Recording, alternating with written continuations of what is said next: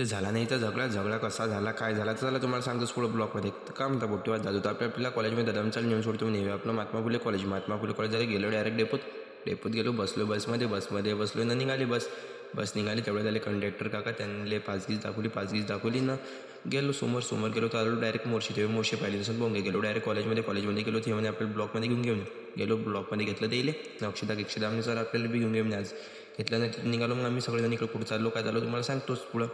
तर सगळेजण मग इकडे चाललोच होतो आम्ही सगळे लाईनी बिनी त्यामध्ये ब्लॉकमध्ये घेऊन घेतलं. मग आपली गँगिंग सगळे ब्लॉकमध्ये कारण की ITतली गँग सगळे अलग ठिकाणचे येतं.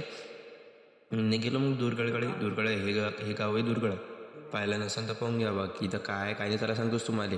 ते गेलो डायरेक्ट तिथं होता NSSचा कॅम्प होता. ते आलं तर तेवढ्यात त्याच्या आजीचा फोन. ह्याच्यासंग बोलता मला म्हणे व्हिडिओत नको घेऊ म्हणे. म्हटलं नाही घेत. झालं मग पाहुण्याचं स्वागत विकत चालू झालं.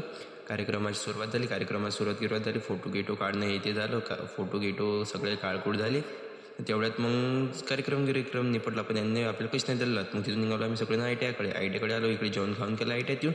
जेवण खाऊन केलं ना तेवढ्यात गेलो मग खेळायला गेलो. तर तेवढ्यात अटकला ना आमचा बॉल व्हॉलीबॉल नाही होतं. सर आले चला मी तुम्हाला आज गाडीतल्या बरं सांगतो मी गाडी म्हणजे आज आपल्याला सर्व्हिसिंग करायला लागते.